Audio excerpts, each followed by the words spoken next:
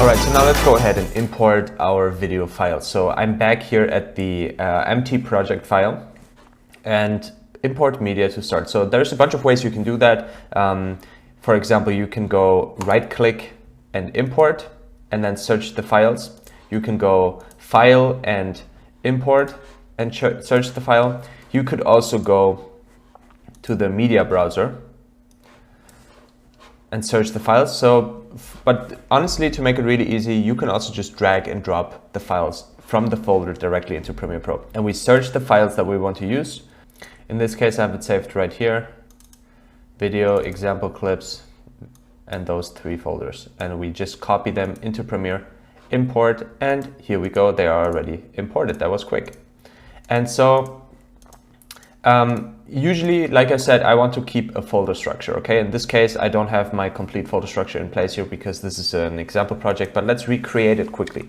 So I have one big folder that's called media, okay? And in media, I'm going to have a subfolder that's called video. I put all the video folders inside video and put the video folder into media. So now we have it clean and easy, okay? Here we have media. The next thing is we want to have one that's called sequences.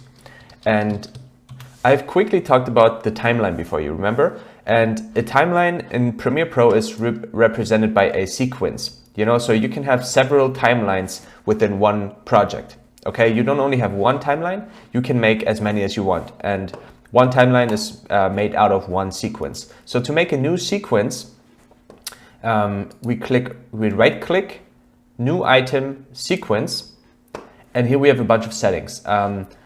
You know, you can have sequence. So the sequence also tells you about the resolution of the final video, and it tells you also about the aspect ratio, you know, like 16:9, 4:3, 16:10, you know. And in this case, we just make it easy, 1080p, you know, 1080p is full HD, 24 frames a second, which is, you know, standard.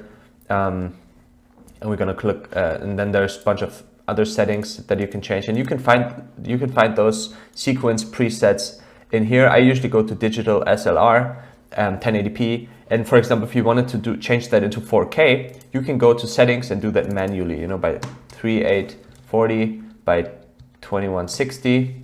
That will be 4K, but we will work with full HD in this case. So hit OK, and here we have our sequence, right? And we can rename that. We can say my travel film 01. Okay, now we have our sequence ready. So the next thing is we will have probably a bunch of assets. So we do another folder that's called assets, and into assets we put something like music. We put, you know, images that we might want to use, sound effects, and all that good stuff. So in this case, I already searched for some music that I want. I'm going to show you the process of searching for music later, but just now so you can import it to music clips. There we go, boom, imported.